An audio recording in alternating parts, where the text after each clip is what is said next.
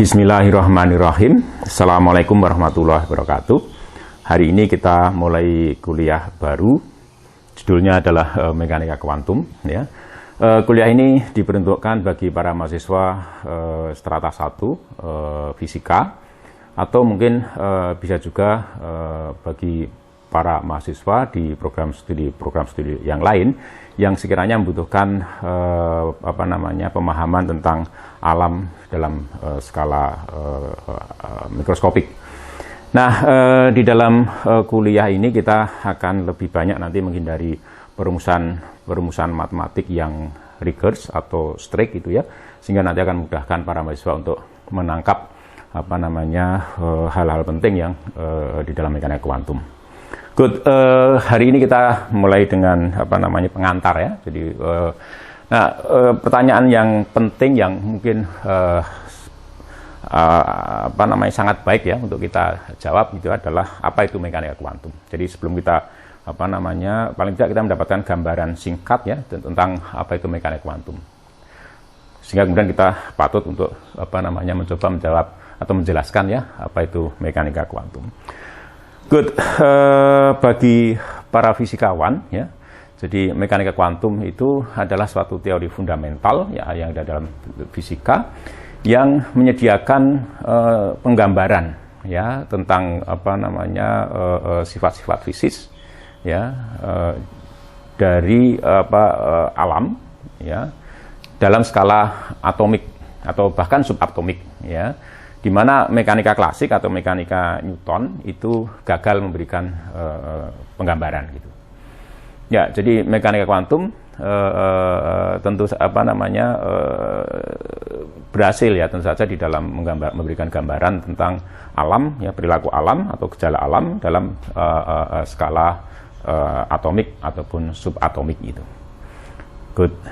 Nah, mekanika kuantum itu bisa dipandang ya untuk beberapa sudut pandang ya, itu bisa dipandang sebagai perumuman ya bagi mekanika klasik. Jadi mekanika kuantum dipandang atau diasumsikan sebagai menggambarkan ya fenomena-fenomena alam untuk seluruh ukuran ya. Jadi kalau tadi mekanika klasik itu hanya mampu untuk menjelaskan fenomena-fenomena alam dalam skala makro gitu ya, maka karena mekanika kuantum dipandang sebagai perumuman bagi mekanika klasik ya, maka tentu saja mekanika kuantum diasumsikan merupakan suatu teori fundamental dalam fisika yang mampu menggambarkan atau memberi penjelasan ya atau memberi prediksi ya untuk gejala alam atau perilaku alam di semua ukuran itu. Jadi semua ukuran tanpa kecuali ya. Oke, karena mekanika kuantum dipandang sebagai perumuman bagi mekanika klasik itu. Nah, tetapi ya secara teknis tentu saja biasanya begitu ya. Jadi ada, meskipun mekanika kuantum itu dipandang sebagai perumuman dari mekanika klasik, di mana domain keberlakuannya itu meliputi seluruh fenomena alam dari dari seluruh ukuran ya. Tetapi pada kenyataannya, pada prakteknya, ketika kita membahas sistem-sistem dalam ukuran makro, kita tetap menggunakan mekanika Newton ya, atau mekanika klasik ya. Itu karena secara teknis ya penerapan mekanika kuantum untuk sistem makroskopik itu terlalu mahal, karena ternyata meskipun bisa diterapkan untuk sistem makroskopik, tapi hasilnya itu tidak jauh berbeda dari kalau kita menggunakan mekanika klasik. Sehingga kemudian dari sisi itu maka lebih istilahnya ekonomik ya, lebih ekonomis orang menggunakan mekanika klasik ya di dalam menjelaskan atau memahami perilaku alam ya pada skala makro gitu. Ya, saya rasa begitu ya. Good. Kemudian mekanika kuantum itu ya tentu saja akan efisien, efektif itu kalau memang diterapkan untuk sistem kuantum gitu. Jadi apa itu yang disebut sistem kuantum? Ya, tentu saja tadi dikatakan bahwa karena mekanika kuantum adalah perumpamaan dari mekanika klasik, di mana domain dari keberlakuan mekanika kuantum itu meliputi seluruh ukuran, maka kemudian tentu saja mekanika kuantum bisa diterapkan untuk semuanya gitu ya. Semuanya sistem kuantum gitu ya. Nah, yang dimaksudkan di sini sistem kuantum itu adalah di mana mekanika kuantum itu efisien, efektif untuk menjelaskan sistem itu gitu. Ya, jadi artinya bahwa mekanika kuantum dengan segala macam komplikasinya, ya itu akan efektif, efisien diterapkan untuk sistem kuantum. Lalu apa itu sistem kuantum? Nah, suatu sistem ya disebut sebagai suatu sistem kuantum itu apabila gangguan, betapapun kecil gangguan itu untuk sistem itu tidak lagi bisa dihindari gitu. Jadi suatu sistem dikatakan atau disebut sebagai sistem kuantum itu apabila gangguan-gangguan yang ada terhadap sistem itu tidak lagi bisa dihindari, ya, dengan segala macam cara gitu, dengan cara apapun gitu, ya. Good, itu yang disebut sebagai sistem kuantum. Maka kemudian sistem kuantum itu biasanya menyangkut sistem yang mikroskopik gitu, ya. Jadi sistem dengan skala kecil gitu, ya, itu. Jadi biasanya dalam mekanika klasik atau fisika klasik ya, di mana fenomena yang dihadapi itu memiliki ukuran makroskopik. Di sana selalu kita bisa mengusahakan ya untuk menghindari gangguan-gangguan itu dengan segala cara ya. Orang bisa mengurangi gangguan-gangguan yang ada gitu. Jadi misalnya orang menggunakan termometer ya, ketika merancang termometer bagaimana mengurangi gangguan dari temperatur yang kalor ya yang dibawa oleh termometer itu dengan memperkecil ukuran termometer itu, sehingga ketika termometer itu masuk ke dalam cairan misalnya ya, maka usikan perubahan temperatur cairan itu akibat masuknya termometer itu tidak seberapa gitu, karena bisa kan semacam itulah ya. Jadi artinya bahwa usikan masih bisa diusahakan dikurangi sehingga menjadi usikannya kecil dan bisa diabaikan. Nah, di dalam sistem kuantum meskipun usikan itu kecil, tetapi usikan itu tidak lagi bisa dihindari. Nah itu kalau suatu sistem fisis sedemikian rupa sehingga gangguan sekecil apapun itu tidak lagi bisa dihindari ya dengan cara apapun ya, maka kemudian sistem itu disebut sebagai sistem kuantum. Nah, mekanika kuantum efektif diterapkan atau efisien diterapkan di sistem-sistem semacam itu ya. Good. Nah, sekarang kita coba membahas sejarah singkat ya tentang mekanika kuantum. Jadi mekanika kuantum dimulai ya dengan era ya yang orang nyebutnya sebagai primitif quantum physics itu.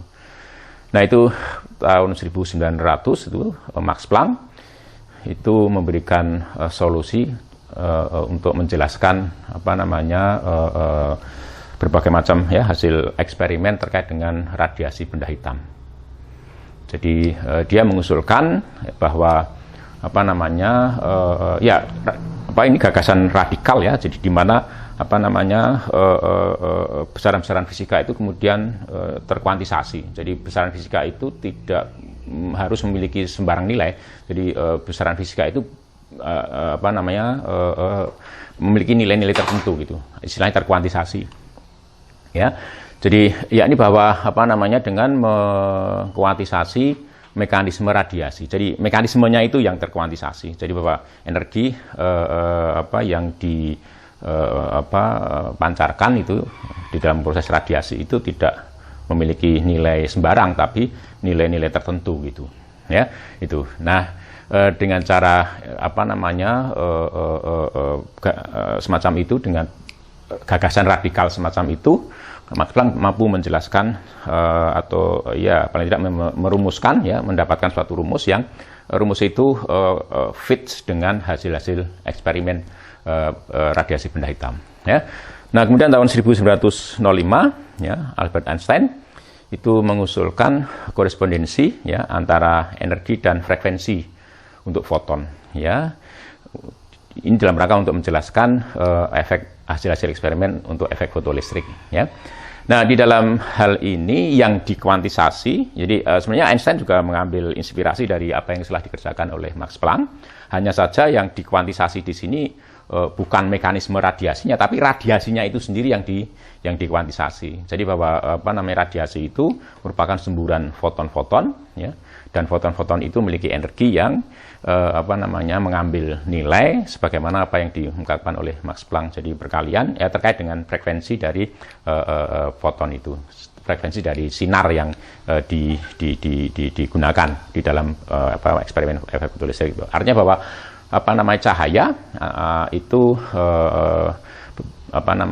tersusun atas foton-foton, dan foton-foton itu memiliki energi yang terkait dengan frekuensi dari cahaya itu. Ya, dalam hal ini kemudian muncul apa yang disebut sebagai dualisme cahaya gitu, dualisme cahaya. Jadi dalam beberapa fenomena cahaya itu menampakkan perilaku sebagai gelombang, tetapi dalam beberapa fenomena, contohnya adalah efek fotolistrik ini, cahaya itu menampakkan fenomena sebagai partikel. Ya, gitu. Jadi ini langkah berikutnya perkembangan berikutnya ya, setelah Max Planck, kemudian Einstein melakukan kuantisasi radiasi. Jadi radiasinya itu yang dikuantisasi, bukan mekanisme terjadinya radiasi itu. Nah, ya ini kemudian tentu saja terkait dengan bisa menjelaskan ya ini eksperimen-eksperimen yang terkait juga dengan perkembangan teori kuantum itu. Jadi misalnya adalah efek Compton, ya, di sini menunjukkan bahwa cahaya itu memiliki momentum. Jadi artinya kemudian itu sejalan dengan pandangan tadi bahwa cahaya itu juga merupakan semburan foton-foton atau partikel-partikel foton itu, sehingga memiliki momentum, dan itu ditunjukkan oleh atau di dalam eksperimen efek Compton ini. Kemudian eksperimen Frank Hertz yang menunjukkan bahwa energi di dalam atom itu memiliki level-level, ya, atau tataran-tataran, ya, itu. Kemudian Stern-Gerlach eksperimen terkait dengan interferensi, ya, elektron. Kemudian juga eksperimen Davison-Germer. Kemudian ini juga ada yang juga terkait dengan perkembangan teori kuantum, yakni eksperimen hamburan sinar alfa itu oleh Ernst Rutherford dan asisten-asistennya, ya. Nah, perkembangan berikutnya tahun 1923 itu Louis de Broglie itu memperluas. Jadi kalau tadi dualisme cahaya itu itu kemudian diperluas. Jadi terkait dengan dualisme cahaya itu diperluas. Jadi bahwa cahaya itu foton yang terkait dengan gelombang tadi, ya. Jadi foton-foton itu terkait dengan gelombang, ya. Jadi artinya bahwa cahaya itu dalam beberapa perilaku itu menunjukkan gelombang sebagai gelombang, ya. Kemudian dalam beberapa perilaku cahaya itu adalah foton gitu, ya. Nah, itu artinya bahwa terkait dengan foton itu ada gelombang gitu. Nah, ini kemudian gagasan semacam itu diperluas oleh Louis de Broglie itu, ya, di mana setiap partikel tidak harus foton, ya, semua partikel, ya, itu akan memiliki gelombang. Jadi selain memiliki momentum, ya, perkalian antara massa dan kecepatan, ya, kemudian terkait dengan momentum itu terkait fungsi gelombang. Jadi ada kemudian de Broglie itu merumuskan hubungan antara panjang gelombang dari gelombang partikel itu dengan momentum partikel itu, ya. Jadi artinya bahwa sama. Jadi dualisme cahaya itu kemudian diperluas jadi dualisme partikel gitu. Jadi bahwa partikel itu pada beberapa kasus itu menampakkan diri sebagai partikel, ya, dan beberapa kasus dia menampakkan diri berperilaku sebagai cahaya gitu. Good. Nah, kemudian tahun 1925 Werner Heisenberg, Max Born dan Jordan itu memformulasikan yang disebut sebagai mekanika matriks gitu. Dan ternyata dengan mekanika matriks ini mereka bisa menjelaskan aras-aras, ya, energi di dalam atom hidrogen. Kemudian tahun 1926, ya, Schrödinger. Jadi ini kira-kira 6 bulan atau 8 bulan, ya, setelah artikel dari Heisenberg, Max Born dan Pascal Jordan itu, Schrödinger mengusulkan atau mempublikasikan artikelnya yang membahas ini membahas apa yang kemudian dikenal sebagai wave mechanics atau mekanika gelombang. Nah, kemudian tahun 1927 ya, Dirac dan Jordan ya itu menunjukkan bahwa perumusan mekanika matriks Heisenberg, Dirac dan Jordan tadi itu ekivalen dengan perumusan Schrödinger di dalam konteks apa yang disebut sebagai transformation teori transformasi gitu. Nah, kemudian pada tahun yang sama, Johann von Neumann, seorang matematikawan, itu menunjukkan dengan secara lebih formal, ya, lebih detail itu ya, ekivalensi antara mekanika gelombang Schrödinger dan mekanika matriks Heisenberg itu. Ya, di dalam suatu Anda mungkin bisa membaca buku ini ya untuk mendapatkan gambaran tentang ekivalensi ya antara mekanika gelombang Schrödinger dan mekanika Heisenberg. Bagaimana sejarahnya begitu? Good, itu tentang sejarah ya, sejarah mekanika kuantum. Nah, sekarang kita coba untuk memahami mekanika kuantum itu, saya akan mencoba menempuh jalur atau cara dengan mengetengahkan apa yang saya sebut sebagai meta mechanics itu.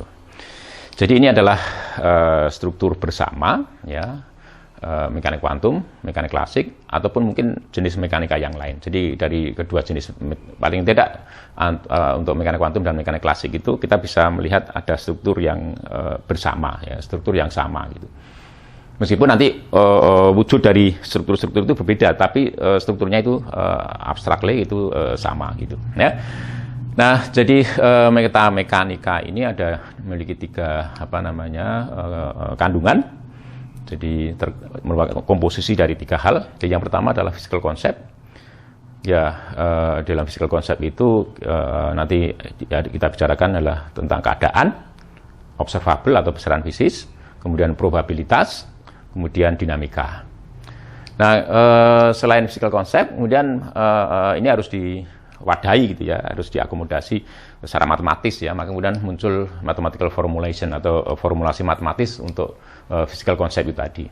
Nah, di sana nanti kita bisa membahas ruang keadaan, aljabar observable, kemudian ukuran peluang, ya, kemudian persamaan diferensial ya. Jadi yang membahas atau menjelaskan tentang dinamika. Jadi apa yang ada di sana nanti merupakan wujud atau formulasi matematik atau objek-objek matematik yang akan mewakili konsep-konsep yang ada di physical concept itu. Nah, yang lain adalah philosophical foundation, interpretation atau interpretasi gitu. Nah, kita tidak akan membahas ini ya. Jadi hari ini kita akan membahas physical concept. Kemudian formulasi matematik akan kita bahas sesudahnya di bagian-bagian berikutnya ya. Oke, nah sekarang kita coba masuk ke dalam konsep-konsep fisis ya. Jadi yang kita bahas di sini adalah keadaan, observable, kemudian probabilitas atau peluang, lalu dinamika. Secara singkat ya. Oke. Nanti tentu saja ini akan kalau hanya sekedar physical concept tidak akan menjadi operasional ketika kita kemudian sudah membahas formulasi matematiknya. Jadi objek-objek matematik yang atau bangun-bangun matematik yang mewakili konsep-konsep fisis semacam ini. Good, yang pertama keadaan. Ya, apa itu keadaan? Ya, jadi atau state gitu ya. Jadi di dalam hal ini keadaan kita pahami sebagai sesuatu yang memuat seluruh informasi tentang sistem fisis itu. Jadi kalau kita membahas suatu atau meninjau suatu sistem fisis gitu ya, maka diharapkan bahwa keadaan sistem fisis itu ya, keadaan yang sedang dihuni sistem fisis itu adalah sesuatu yang memuat semua informasi tentang sistem fisis itu. Sehingga kemudian kita berpikir, kalau kita mengetahui keadaan suatu sistem fisis pada suatu saat gitu ya, maka tentu saja seharusnya kita mengetahui informasi tentang semua hal ya, semua misalnya nilai semua besaran dan sebagainya. Jadi yang terkait dengan sistem fisis itu. Gitu ya. Karena apa? Karena sekali lagi bahwa keadaan itu dibayangkan sebagai sesuatu yang memuat seluruh informasi tentang sistem fisis itu. Ya, artinya bahwa kalau suatu sistem fisis itu pada suatu waktu itu memiliki atau berada pada suatu keadaan, maka dengan mengetahui keadaan sistem fisis itu kita bisa memahami sistem fisis itu. Kita bisa mendapatkan informasi semua informasi ya tentang besaran-besaran yang terkait dengan sistem fisis itu. Ya, jadi itu ya kira-kira keadaan ya. Nah, tentu keadaan itu banyak sekali nanti ya. Jadi sistem fisis itu artinya bahwa sistem fisis itu akan memiliki keadaan pada suatu waktu, dan di waktu yang lain bisa jadi berada pada keadaan yang lain. Ya, tentu saja kalau ada dua sistem fisis, dua keadaan yang berbeda, maka informasi yang kita dapatkan akan berbeda gitu. Ya. Nah, ketika suatu sistem fisis itu berada pada suatu keadaan, maka kita bisa mendapatkan atau menggali semua informasi fisis. Ya, informasinya sifatnya probabilistik maupun statistik ya, yang terkait dengan sistem fisis tersebut dari keadaan yang dihuni oleh sistem fisis itu pada saat itu. Jelas ya? Jadi makanya pengetahuan tentang keadaan sistem pada suatu waktu itu penting, karena dari keadaan itu kita bisa mendapatkan informasi tentang sistem fisis itu. Kita bisa mengetahui nilai besaran-besaran meskipun sifatnya statistik ya, yang dimiliki oleh sistem fisis itu. Good. Informasi fisis itu ya, itu di dalam hal ini misalnya ya nilai-nilai semua besaran mekanik atau besaran fisis yang nanti kita sebut sebagai observable yang relevan dengan sistem fisis itu ya. Good. Nah, kemudian yang kedua adalah observable. Apa yang maksud dengan observable itu ya? Apa yang maksud dengan observable? Observable adalah besaran fisika yang bisa diukur. Namanya observable ya, bisa diamati, bisa diukur gitu. Ya, sebagai hasil pengukuran, tentu saja sebagai hasil pengukuran terhadap besaran fisika itu atau terhadap observable itu adalah bisa berupa bilangan, bisa berupa titik di dalam ruang dan sebagainya. Ya, tapi mungkin sebagian besar kita kemudian mereduksinya menjadi bilangan ya kan. Misalnya titik di dalam ruangan bisa diberi koordinat ya, kemudian kita menghitung atau mengukur koordinat dari titik itu gitu ya, sebagai posisi dari partikel misalnya ya. Jadi secara umum nanti berupa bilangan gitu ya, sebagai hasil pengukuran itu ya. Good. Nah, di dalam hal ini pengukuran ya itu nanti sifatnya probabilistik ya. Jadi pengukuran suatu observable itu dipandang sebagai pengukuran sifatnya atau pengundian ya. Di dalam hal ini ya, secara umum dalam metamekanika ini kalau kita mengukur suatu observable, maka itu sama saja melakukan pengundian ya, pengundian.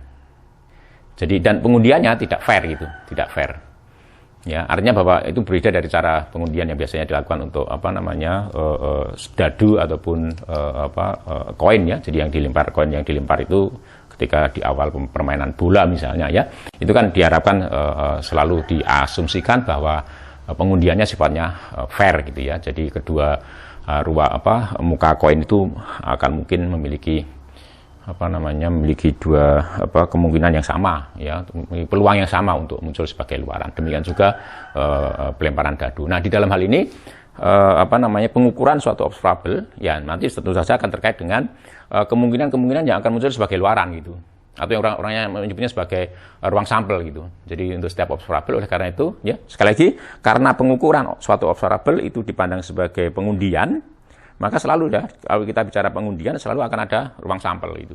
Jadi makanya di dalam pengukuran suatu observable atau setiap observable dalam suatu sistem fisis itu akan terkait suatu ruang sampel ya, kita sebut sebagai sigma O ya.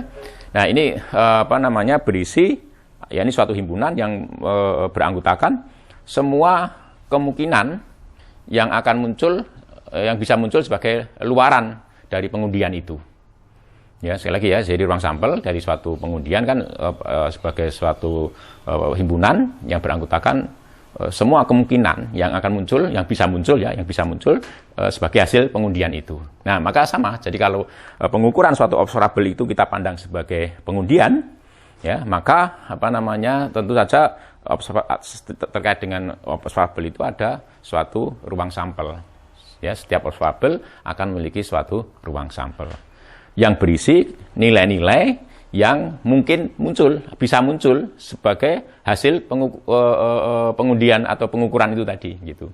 Ya, kenapa? Karena pengukurannya bersifat tadi, pengundian tadi, ya.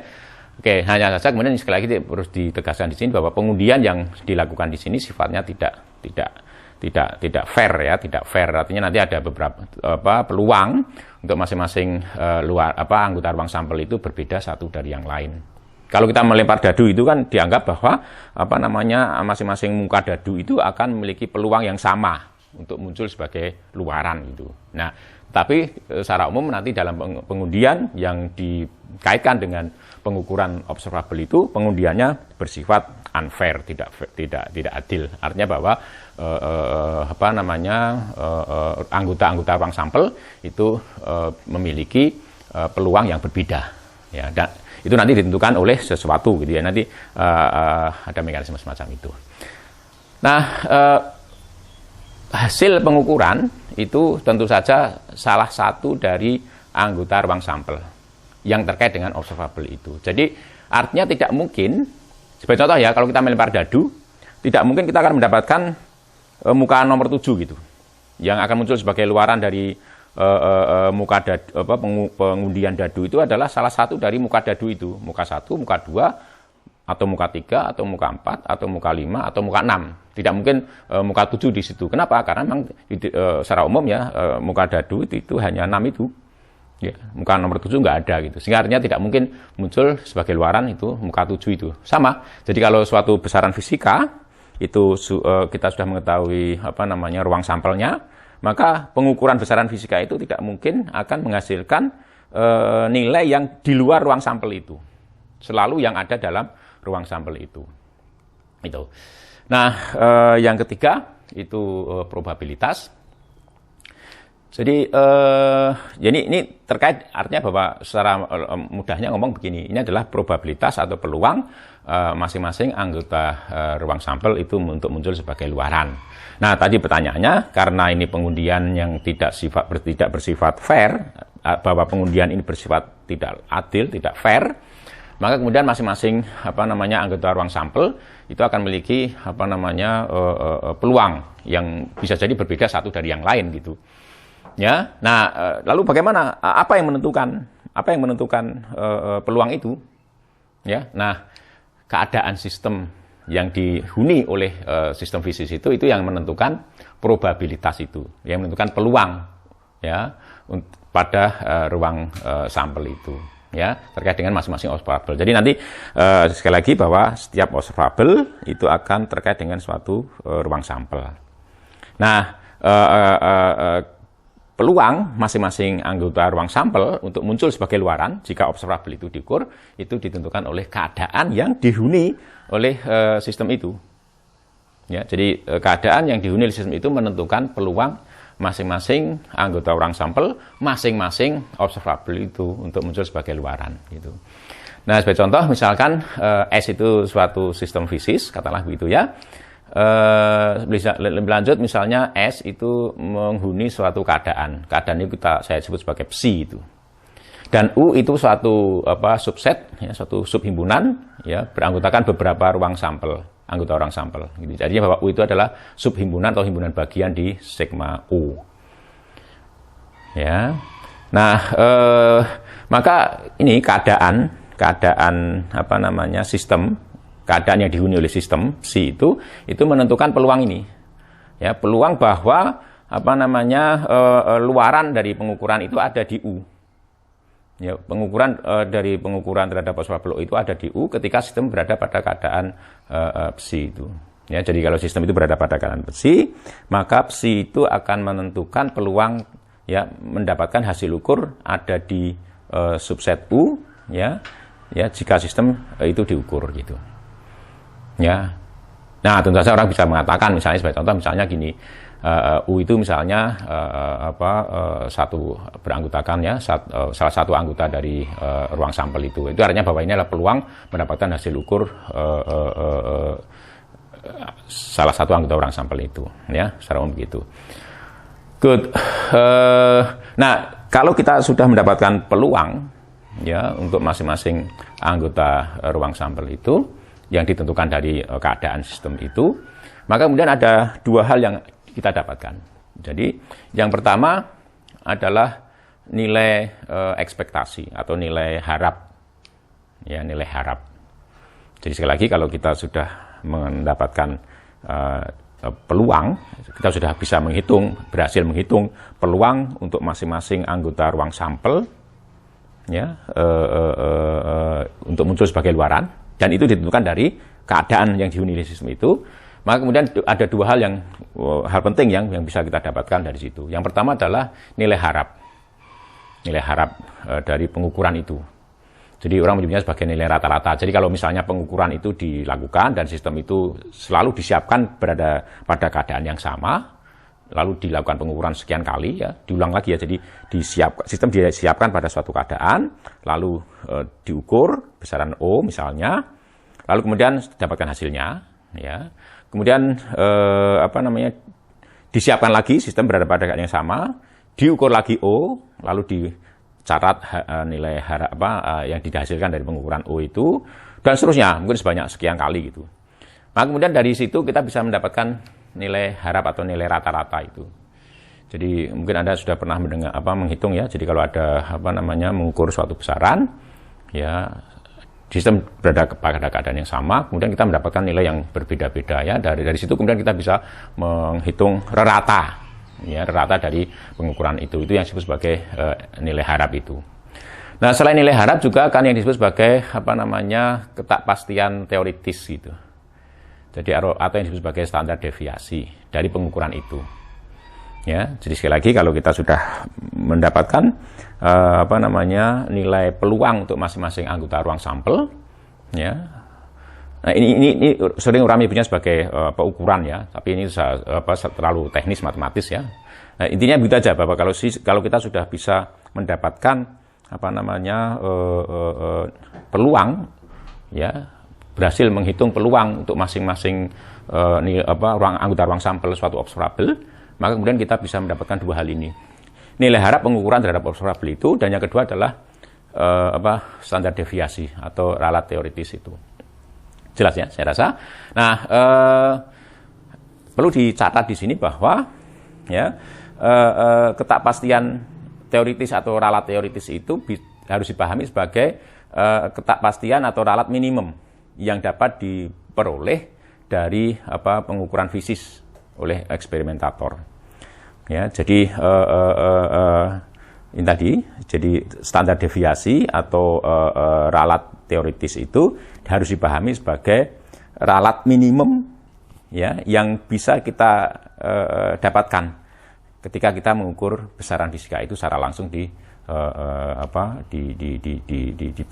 laboratorium gitu misalnya ya. Jadi itu ralat minimum. Jadi artinya bahwa tidak mungkin kita mendapatkan di dalam praktek, di dalam eksperimen nanti ya, kalau misalnya secara teoritis ini sudah diperoleh standar deviasi tadi, teoritis tadi, ralat teoritis tadi ya, misalnya sudah ditentukan sekian gitu. Kemudian nanti kalau misalnya kita melakukan pengukuran sungguhan ya di laboratorium, maka kita tidak mungkin akan mendapatkan ralat di bawah nilai yang sudah ditentukan tadi. Ya, yang bisa kita lakukan adalah yang kita bisa dapatkan adalah nilai-nilai ralat yang lebih besar atau sama dengan nilai ralat minimum tadi gitu. Maksudnya begitu ya. Jadi makanya disebut ralat teoritis ini disebut sebagai ralat minimum ya, ralat minimum yang bisa kita raih atau yang bisa kita dapatkan di laboratorium ketika kita mengukur besaran fisika yang terkait tadi ya. Good. Kemudian yang penting juga adalah bahwa untuk setiap anggota ruang sampel, katakanlah omega gitu ya, itu terdapat suatu keadaan istimewa. Ya, keadaan istimewa. Jadi suatu keadaan, sebut saja sigma omega, di mana keadaan itu ini. Jadi kalau sistem itu berada pada keadaan itu dan kita mengukur O, maka omega itu akan muncul sebagai luaran, pasti muncul sebagai luaran. Jadi artinya bahwa keadaan spesial atau keadaan istimewa bagi suatu anggota ruang sampel omega kecil itu ya, itu adalah suatu keadaan di mana kalau kita mengukur O, maka omega kecil itulah yang akan muncul sebagai luaran, pasti muncul sebagai luaran. Mudahnya ngomong gitu ya, jadi mudahnya ngomong itu. Jadi, keadaan istimewa ini kita sebut sebagai eigenstate atau swakeadaan. Ya, eigenstate atau swakeadaan atau keadaan eigen lah gitu ya, mungkin begitu. Ada beberapa orang menerjemahkan keadaan eigen. Ya, jadi ini adalah keadaan istimewa. Ya, ini bahwa untuk setiap sekali lagi bahwa untuk setiap anggota ruang sampel, katakanlah omega kecil itu, ya, itu akan selalu ada keadaan istimewa. Apa itu keadaan istimewa? Sekali lagi bahwa keadaan istimewa bagi suatu anggota ruang sampel omega kecil adalah keadaan di mana omega kecil itu pasti muncul sebagai luaran kalau O itu diukur. Ya, jadi omega kecil ini kan salah satu dari anggota ruang sampel milik O itu. Nah, kalau O itu diukur dan sistem berada pada keadaan istimewa bagi omega kecil itu, ya, maka hasil pengukuran O itu pasti menghasilkan omega kecil. Nah, tentu saja nanti harus dipahami bahwa untuk satu omega kecil itu anggota ruang sampel itu akan terdapat lebih dari satu swakeadaan atau eigenstate bagi omega kecil itu. Ya. Nah, yang berikutnya ya dinamika. Jadi dalam metamekanika itu kandungan atau penyusun yang terakhir itu adalah dinamika. Jadi dinamika itu menggambarkan evolusi atau perkembangan atau perubahan keadaan yang dihuni oleh sistem itu. Jadi dibayangkan bahwa sistem fisis itu dari waktu ke waktu mengalami perubahan keadaan. Nah, perubahan keadaan itulah yang disebut sebagai dinamika untuk sistem fisis itu. Terdapat dua jenis dinamika di dalam hal ini. Yang pertama adalah dinamika yang berasal dari atau karena adanya gangguan. Jadi kalau ada sistem fisis kemudian ada gangguan, misalnya diukur, ya misalnya ya sebagai contoh pengukuran, itu adalah contoh gangguan itu. Nah, jadi atau apapun gangguan, ya itu akan menghasilkan perubahan keadaan bagi sistem fisis itu. Nah, yang kedua adalah dinamika alamiah gitu. Jadi dinamika yang terjadi karena sistem fisis itu memiliki energi tadi yang disebabkan oleh energi sistem fisis itu. Nah, ini dua hal ya, dua jenis dinamika yang ada di dalam metamekanika. Jadi setiap sistem fisis akan mengalami dua jenis dinamika itu. Kalau sistem fisis itu diganggu, ya maka kemudian sistem fisis itu pasti akan mengalami perubahan keadaan. Ya, demikian juga kalau sistem fisis itu dibiarkan, maka secara alamiah, ya karena energi sistem fisis itu, maka sistem itu pun juga akan berubah. Ya, biasanya secara smooth ya terhadap waktu gitu. Nah, pengukuran sebagai contoh itu adalah contoh gangguan atau usikan ya pada sistem. Suatu pengukuran menyebabkan gangguan. Gangguannya berupa apa? Lompatan tadi. Lompatan sistem itu dari satu keadaan ke keadaan yang lain. Jadi kalau kita mengukur suatu besaran ya, suatu sistem fisis gitu, ya, maka pengukuran itu menghasilkan gangguan, menyebabkan gangguan terhadap sistem fisis itu. Gangguannya ya berupa ini. Jadi sistem fisis kemudian meloncat, berubah keadaannya. Ya, ini dari satu keadaan ke keadaan yang lain. Meloncat ya, artinya bahwa perubahannya itu drastis gitu ya, keadaannya itu drastis. Gitu ya. Ini karena gangguan tadi ya. Nah, kemudian yang penting adalah bahwa lompatan itu terjadi dari sistem fisis yang dihuni saat gangguan itu atau pengukuran itu dilakukan menuju ke swakeadaan atau keadaan eigen dari luaran. Jadi setiap anggota ruang sampel itu memiliki keadaan istimewa, ya. Artinya bahwa kalau keadaan istimewa itu omega, maka katakanlah nanti anggota ruang sampel itu omega kecil misalnya gitu ya. Maka kemudian keadaan istimewa katakanlah sigma omega. Nah, kalau suatu sistem itu awalnya berada pada keadaan sembarang, psi gitu, lalu O itu kita ukur, lah kebetulan apa namanya hasil pengukuran itu adalah omega kecil, maka kemudian sesaat setelah pengukuran, sistem itu kemudian meloncat dari keadaan psi menuju keadaan sigma omega. Ya, sigma omega adalah keadaan istimewa, salah satu keadaan istimewa bagi omega kecil itu. Nah, itu apa namanya pengukuran ya yang terjadi seperti itu ya. Oke.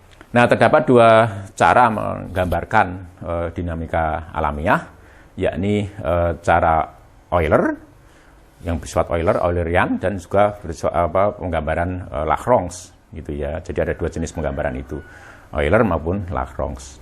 Apa bedanya? Nah, di dalam penggambaran Euler bagi dinamika itu kita memandang ya keadaan itu fix itu, dan dinamika sistem itu direpresentasikan sebagai evolusi dari observable. Jadi di dalam penggambaran Euler itu apa namanya keadaan sistem itu fix, yang berubah adalah observable-nya. Jadi observable-nya itu bergantung pada waktu gitu.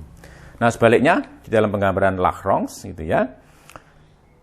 Di dalam hal ini ya dinamika digambarkan dengan cara begini. Jadi sistem yang berubah itu adalah keadaannya. Sementara apa namanya observable itu fix ya, setiap observable tidak bergantung pada waktu. Yang berubah terhadap waktu adalah keadaannya. Nah, nanti di sini bisa kita tunjukkan sama-sama bahwa apa namanya secara umum ya nilai harap pengukuran itu akan bergantung pada waktu, kemudian standar deviasi juga bergantung pada waktu yang sama, jadi nilainya sama nanti untuk kedua penggambaran dinamika semacam itu. Ya, itu tadi apa namanya metamekanika, yakni struktur bersama, struktur yang ada baik di dalam mekanika klasik maupun dalam mekanika kuantum. Nah, bentuk operasional apa namanya struktur tadi itu bergantung pada formulasi matematik yang digunakan. Nah, kemudian di bagian berikutnya kita akan membahas struktur matematik untuk mekanika kuantum yang menentukan atau bentuk dari mekanika kuantum itu. Ya, sehingga kemudian penting bagi kita kemudian apa namanya memahami betul struktur matematis yang menggambarkan atau mewakili metamekanika ini di dalam mekanika kuantum. Demikian, terima kasih. Ya. Assalamualaikum warahmatullahi wabarakatuh.